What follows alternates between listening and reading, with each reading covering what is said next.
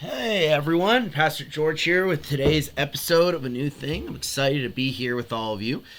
We're here to do movie reviews today because I saw three, and you're gonna think that on the top of your head, how could these possibly be related to each other? And like on the surface, they absolutely aren't.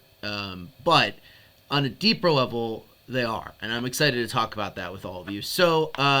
Firstly, let's look at our Bible verse for today, because that's going to frame at least the beginning of the discussion, and where we're going to go from there. Today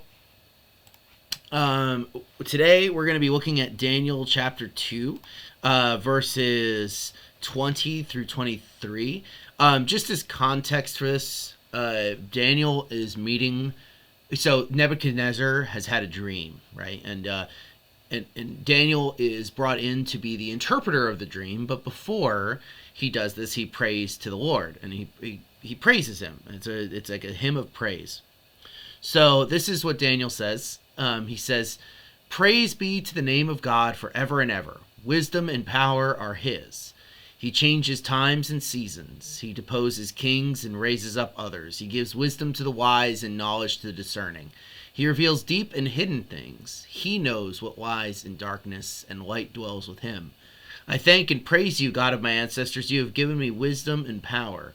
You have made known to me what we asked of you. You have made known to us the dream of the king." So here, Daniel goes on to interpret the dream for King Nebuchadnezzar, but you can see that he's praising God for helping him to have the power to interpret dreams. But not just that, all of the things God has done for the Israelite people in the past, right? His ancestors, how the Lord is in control of everything, right? He deposes kings, he raises up others, he gives wisdom to the wise and knowledge to the discerning. He reveals things that are hidden, right? All this is very important for Daniel because they take dream interpretation very seriously, and if Daniel was wrong, he'd be liable to get his head chopped off. Now, what does this have to do with movies? Well, you'll see what it has to do with movies when we get to them. So I watched three movies this week, which is crazy to think about. Like I don't go to the movies super often, so but kind of these three movies came out at the time that I wanted to see them, and well, did I really want to see one of them? We'll see. But I think that it's important that I was like, oh, all right, well, I spent this time, and I remember that I was given an AMC gift card by people here at church to go and do more movie reviews, and I never did, so you can consider this a backlog for that. So I went to see three movies. I went to see in order that I saw them. This isn't necessarily the order that I enjoyed them in. I saw Disney's Wish, I saw Napoleon by Ridley Scott, and I saw The Holdovers. So I saw those three movies, and I will connect them together because I do think that even though they are completely unconnected, right? One's a children's animation film, one's a historical drama. I guess The Holdovers is technically a historical drama too, but it's not. It's just set in the 70s. It's not like about something that happened in the 70s. So, and then just a drama movie about a boarding school drama movie, which I love. So, anyway, they are related, especially in the themes or in the ways that the characters act or the assumptions that they kind of make. But also in a way that like maybe you can see the fruits of something that happened in history and how it still plays itself out in our world today. So I'm going to talk about Napoleon first. And by the way, I'm going to give... I'll try and be as spoiler free on all these movies as I possibly can. That's going to be pretty hard to do. So if you don't want to be spoiled on any of these movies, don't watch, I guess. So Napoleon. I mean, that's one of those funny ones, right? Because it's a historical film. It's like, what are you going to get spoiled on? He fights the Battle of Waterloo and loses. But Napoleon by Ridley Scott. I make it a point to kind of see as many historical dramas as I can because that's a genre that I like. And so I went to see Napoleon, even though I knew it wasn't going to be that good because I don't like Ridley Scott that much. I think he peaked with Blade Runner and Alien. In reverse order, Alien came first. I've heard The Duelists is good, which was also early in his career, but I haven't seen it. And basically, he's been riding off of Gladiator, which I actually don't think is that good of a movie. I think it's just very visually impressive, especially for the early 2000s, where CG was starting to come into its own in a way that it looked good, which he deploys very well in that movie. But I think the actual story itself is meh, kind of boring. And I hate Kingdom of Heaven. I saw The Last Duel, which was good for about 2/3, and the fight scene at the end. But yeah, I mean, I think Prometheus was awful. So I think that Ridley Scott lost his mojo a long time ago. He's like 86 and he's still making movies. He has a lot of energy, so that's good for him. But he just really shouldn't be handing the reins to historical dramas because he has too much of his own bias. And of course, there's going to be tons of bias anyway, but his bias is annoying and bad. So, if you saw this movie and you knew nothing about Napoleon, I don't think you would understand what's going on because he condenses a lot of time into, a 2.5 hour movie, which is hard to do. And that'd be hard for anyone, but just kind of the way he does it, it just kind of weaved very scatterbrained. I mean, I know a decent amount about Napoleon, and even I was a little lost. And so it just kind of is a bummer that like he's probably, and this is what's going to frame our discussion for the rest of the time, probably one of the most important men who ever lived, like top 10 easily. I think a lot of historians would even put him in the top 5, especially on the impact he's had on the modern world and the way that it plays itself out in our 2 other movies. But what did I like about Napoleon? Well, I liked Joaquin Phoenix. I liked the battle sequences, all 3 of them. Even though I've heard from people who are really into Napoleonic history that Ridley Scott took a lot of creative liberties with those, but I guess it was still cool to see people's, a horse get its guts blown out and stuff like that. He relied a little too much on CGI. I think it would have been nice, more practical effects. But really, I mean, the problem with the movie is that it's supposed to be about Napoleon, but it's a romance between him and his wife, Josephine. And it's not a particularly good romance, in my opinion. It's kind of boring. And I don't think either of them come off as very... I mean, maybe they weren't in history. The way that people died for Napoleon, I would imagine that he was very likable on some level, especially at least for his troops. But here in this movie, he just comes off as like a kind of weird little weirdo, which I don't think is necessarily fair to him. And there's so many interesting things you can talk about when it comes to Napoleon and his influence and what he did. And this movie doesn't tackle any of that. It doesn't tackle anything. I think it tries at the very end to be about like, look how many people died in his campaigns. But it doesn't talk about that in any sense. It just has like a little end title thing. And that wasn't a theme of the movie, at least as far as I was concerned. So there is a lot you can talk about Napoleon, though. And this is where it's going to connect to our other reviews, even though the movie itself has nothing to do with these other movies. So Napoleon, if you don't know the history of the French Republic, I will sum it up for you in as quick as I can. So I'm sure you all remember learning about the French Revolution in school. So the French Revolution happens. It absolutely fails. It doesn't fail in killing the monarchy and kind of making France a republic for a short time. But it throws France into complete anarchy, and they get attacked by a lot of people. Other kingdoms who are trying to restore the French kingdom because they're worried about the revolution spreading to their country. All right. So Napoleon, who's just like in his early 20s, is a artillery commander, and he is given command of different parts, and this is really truncated, so I'll summon a lot up here, of different parts of the military, and he goes in and he wins a bunch of battles. He ends up becoming a big hero. He ends up then becoming the primary leader of the French Republic, where he then leads these pretty massive wars. Sometimes a lot of them defensive, some of them offensive, because again, people are still attacking France, trying to destroy the Republic, and he completely destroys a lot of the kingdoms that are really powerful at the time. I mean, he dismantles the Holy Roman Empire, for example, which by that time was pretty much a non-player. That would be the Austrians, but he dismantles their whole position in Germany. It's kind of setting up what the creation of Germany just a few decades after his death. And of course, he famously goes into Russia, which he fails to conquer, like many before him.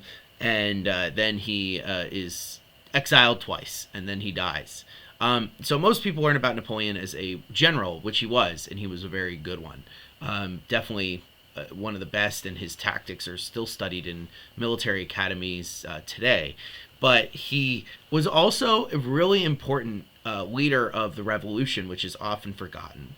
And the French Revolution is really important to understand because it's had a massive impact on the world. Like the American Revolution, really, I mean, and this is just maybe because I'm an American, but really takes the best of the Enlightenment and disposes of the worst of it. But the French Revolution went full on into the Enlightenment thinking. So, for instance, right, they dismantled the church completely in the French Republic. They end up becoming almost a state atheist state, but they end up kind of making up their own god. The cult of reason is what it's called. And they end up doing all sorts of things. They change the calendar, which is nuts. Like, you can look at the French Revolutionary calendar. It's crazy that what they did there, but what is that doing? It's completely resetting the world, right? It's getting rid of everything that came before it, all of the Christian morals, and all of this stuff, and just making it completely based on reason and enlightenment. Something that I think plays really well to a lot of people in our culture today, even if they don't understand it. And I think that the French Revolution ultimately had a massive victory, even though it was short-lived and wasn't very effective in its own life, because they published something called the Declaration of the Rights of Man, which becomes the standard charter for the United Nations. So all this stuff is used as in our world. Like, if anyone's talking about it's a human right, they are going for the French Revolution. They're following in that steps, right? Like, the United States went with a negative rights, right? It's like you have certain things that you have, but that you're guaranteed, but the government can't mess with that. But it's like these are only in a certain category. In the French Revolution, it was positive rights, so it was just like you are allowed to do basically whatever you want. Liberty is the highest order. And of course, how does that work out in society is interesting. But essentially, the way that, if you've wondered why people are able to say something like marriage is a human right, that's because of the French Revolution, even though that would have been a weirdo thing to say, even a few decades ago, honestly. Some of you might remember that. So, I guess more than a few decades ago, but, half a century ago. So all this is just to say is that, like, the French Revolution had a massive impact. And its impact is felt if you don't pay attention or you don't think about it, it's very subliminal in our culture. But it is there. And Napoleon's influence is that not only did he, conquer a lot of these places, but when he did, he brought those ideas with him. His troops carried them with him. He published law codes, which are still the basis of law codes in Europe today, all and used everywhere, right? And that is in our culture now, and we don't think about it. But that's why when I say Napoleon is one of the most important people ever, it's not just because he was a good general, right? There are lots of awesome generals. It's because he also really believed in the French Revolution and brought its ideals to the whole world. and that's amazing. In just a, it's not a judgment value. I'm not huge on all Enlightenment values. Like, I think some of them are bad, but like clearly as an impact on history, amazing. And that's where we get to our other movies today. So, um, uh, I'll do Holdovers first. So Holdovers is a movie that takes place in a New England boarding school and the surrounding environs. It is about the kids, or really a kid, who gets left over or held over on the holidays. And I remember I went to boarding school, for people who don't know, um, and and this is something that would happen if you didn't live in the area, and it was too far to travel or something else was going on in the life of your family. You would have to stay on campus during the winter break, and not great. In my school, many people would kind of step up and invite the kid to come with them over the holidays, but there may have been people who were still held over. And so this is about a teacher played by Paul Giamatti, who is kind of looking after these kids, who were held over. And it really ends up turning into one kid because the others are able to kind of get out of it, which I thought was just, I don't know why they were introduced if they weren't going to be used. So that was my one critique of of that story element. But because it would have been cool to have more than one kid. But anyway, it's about kind of like, they're alone together at this school with some other people, like some staff and things like that, who are in the area, and a woman whose son has died in Vietnam, because this movie takes place in 1970, so she's grieving her son's death and all that type of stuff. And all of that was handled really well. The movie is a very good movie, and it's a coming of age movie, right? It's about a guy, a kid, and a man who are both loners in their own way.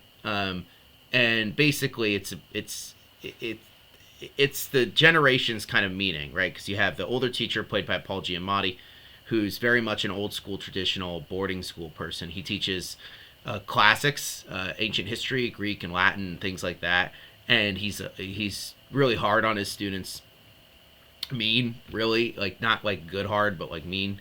Like when you picture boarding school, like British boarding school teachers, even though this takes place in the U.S., that's kind of like what he is, just in the American version. And the kid is a kid from the 70s, late 60s, 70s, right? He doesn't want to be there. He has problems at home, clearly because he's being held over, right? His parents don't bring him on a vacation that they're going on, so.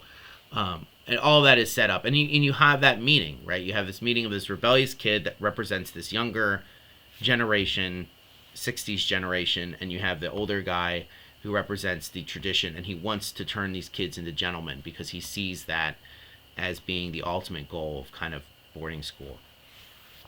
And all that drama is handled really well, but there's this part in the movie where it's revealed that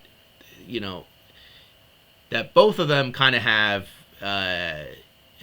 things in their closet, skeletons in their closet, and that when it does that, it shows that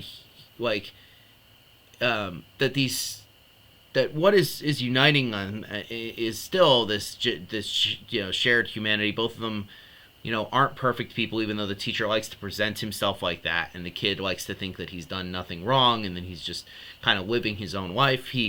It's revealed that they aren't really perfect people, to put it mildly, and that they, can learn from each other, and the movie has a really good ending where this teacher who kind of views his students with contempt ends up kind of changing his mind and things like that, and it's good. Now, what this has to do with Napoleon, the movie, is not much, other than I guess they're both dramas. What it does have to do with the impact of Napoleon is the centered away from the divine, and the centering towards the human. And what I mean by that is early in the movie, because it takes place around Christmas, they're at the boarding school chapel service, and this is really common in most boarding schools, like mine. They have a Christmas service before you go home for the Christmas break, and it's a nice scene or whatever, And but the whole time, right? Like the priest is the I think it's supposed to be like an Episcopal church or something like that, Episcopal boarding school, and so the priest is praying, but like the teachers are talking to each other, and the kids are all talking to each other, and no one's paying attention. Which, to be fair, is a very accurate. At least I can't speak from a faculty level, but from a student level, a very accurate representation of what chapel was like in a lot of cases at my school. But like, there's this idea, that they're cursing at each other and stuff like that, and saying one of them is like, Jesus can hear you, and all this kind of stuff. This old way of doing things in the movie is denigrated, and not in a mean way, not in a way that is intentional. Even I think it's just that this is how people think about this type of stuff, and certainly that was becoming more the norm in the 70s, as people began to kind of pull away from organized religion and things like that. And the teacher is an atheist, and I think that ends up kind of softening the impact a little bit, because he's trying to get people to care about stuff that's in the ancient world. But he doesn't really do a good job. And I think that's because, he can't really sell the ancient vision to the kids. Because part of what makes the ancient vision so compelling is order and standardliness, ordered by the divine, which is shared across all cultures. And that is uprooted by Napoleon and the French Revolution. And I think that you end up having kind of elements of movies like that today, where they're unable to maybe even write a character that believes in traditional values while also holding on, like in not only mean traditional values, I mean just in tradition, and like the fact that ancient history stuff matters, without being able to really sell that kind of compelling vision of the divine being important, because that's basically what everyone believed in. Even though the movie's good, I liked it a lot. It was still a good movie, and it's always great seeing kind of the nods to how much things have changed, because like in the movie everyone is, well, at least not everyone, but the main teacher character is always drinking and driving. and that was just allowed back then, which I forget. Good movie. So definitely the best I saw. I'd give Napoleon like a 2 out of 4, 2 out of 5. I'd give the Holdovers like a 3.5, 4 out of 5. And then I saw the worst movie I saw this week, which was Wish. And Wish is Disney's new movie. It's for their 100th anniversary. And it's all about wishing on a star. And the thing about kids' movies that you always need to think about, and I know that it's like, well, Pastor George, it's a kids' movie. Did you really expect it to be that good? I didn't expect it to be good. But I have seen very good children's movies. so this is not one of them. Just in a technical sense, right? Like, I can't stand 3D animation. I know it's like the norm now. It's Pixar's worst legacy is that once they did it, everyone wanted to do it, and it hasn't stopped. Disney has not done a 2D animated film in decades, I think, at this point. I think the last one was Princess and the Frog, which is like '09 or something like that. So no one's doing traditional animation, and that kills me anymore, at least in the United States. And so technically it didn't look amazing. It just kind of looked like standard 3D animated movie. The music was very boring, and the plot itself was completely lost. So what is the plot? Well, the movie is about an island in the Mediterranean based on medieval Spain, and it's kind of course, an incredibly diverse, even though it doesn't match the setting at all, island, where they all live under this king. And this king is a sorcerer, and he's able to grant wishes. But in order to move to the island, he has to take a wish. He has to take your wish from you. Whatever your greatest desire is, I guess I could suppose. And he kind of stores them and uses them. And he grants them, he grants one a year, I think it is. And so if you're chosen, you get your wish granted. So the girl, Asha, the main character, she is wanting to be his apprentice, and he has interviews. And so she comes to be his apprentice. He shows her all the wishes. She finds ones for her family members, and she asks him to grant them, and he says no, because he thinks that they are bad wishes in the sense of like they could cause a stir in the kingdom, and he doesn't want that, right? So he's explaining that you can't grant every wish and things like that. And now, it reminded me a lot of Bruce Almighty, when he's in that movie and he's talking with God, and God says you can't grant every prayer, basically, because all of the prayers, not every prayer, even if the person thinks it's good, is good. So they could have gone in that direction, and they start to, but then the king just turns into an evil guy. and that he's like in power and in control, and he doesn't want to lose any power and control. And so anyway, she wishes upon a star, and this little star being comes down, and they decide to take down the king together. Basically, there's a talking goat who's very annoying, and her and her friends, literally, they use these words: lead a revolution, to overthrow the king and give everyone their wishes back. So it's very anti-imperial, like in sort of, or anti-authoritarian as a movie, and very anti-whatever, control, power, things like that. And it reminded me a lot of, especially the Fallout, right? People just accepting these things as good values. Everyone, yeah, why wouldn't everyone's wish get granted? That seems like a great concept, right? The only one who would not want to do that would be some tyrannical king. And that's kind of the point of the movie. And I found it really interesting because there's two songs. There's the revolution song where her friends and her decide to lead a revolution. And earlier in the movie, and I think this goes to show why the atheistic worldview that we've kind of have turned into. Because you might be wondering, like, why do our wishes matter? Why do people matter? There's this phrase often used by many atheists when talking about how our world is kind of uncaring and unceasing, but also trying to give us some sort of spiritual meaning, is to say that we are all stardust. Maybe you've heard that before. And what that means is that we are made of the same substance as stars, which I think, like, physically, in terms of like carbon and matter, is true, like elements and stuff like that. But obviously, like, it's not. But there's this whole scene where it's talking about how we're all stars, even the animals and the trees, and we're all stars, and that's kind of like where we get our wish power from and stuff like that. But it centers.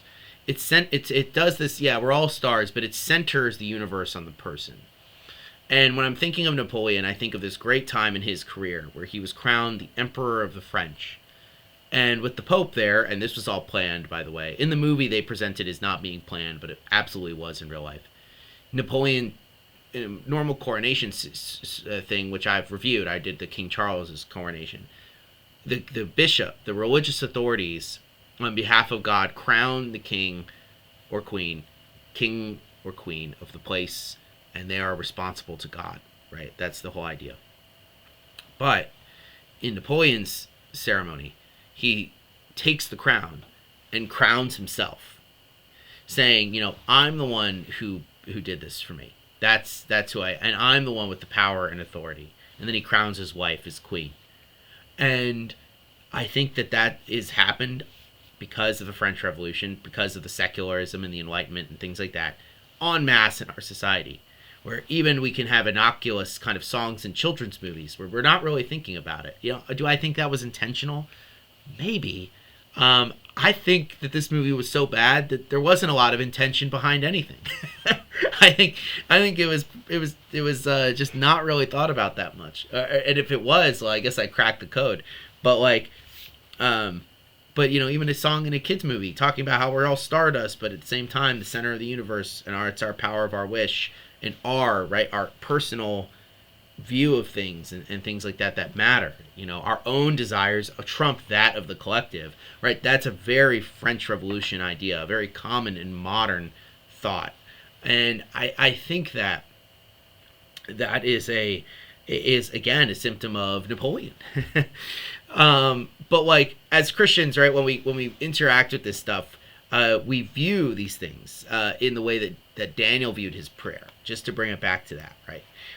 Just to look at this again, because what do we acknowledge as Christians about this, right? Well, we understand that God is actually the one in control. Napoleon can crown himself all he wants, right? We can think we're the center of the world and that our wish matters, and that our generation matters and our way of doing things matters. But in the end, it's God that matters. And he's the one who reveals the truths of the universe to us, right? They aren't ours to decide for ourselves, because that's anarchy, right? That's what happens in the French Revolution. It devolves and destroys itself from the inside because they lose all meaning beyond just revolting against the old order. And the way that they try and create a new one fails. But we have to remember that God is the one who's in control, and that these things in the past are still important to determine how we are to react to things today. So that is what I have to say about that. I hope you guys enjoyed this. I would say you can skip Napoleon and Wish.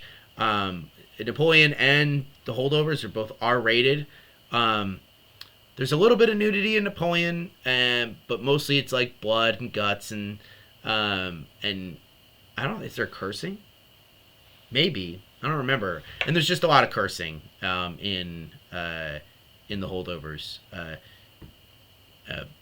So, up to you if you want to see that. But I would say skip Napoleon and Wish, and the Holdovers is good. All right. Well, that was it. I hope you guys have a wonderful rest of your Thursday. I will see you guys Sunday for worship. Peace out.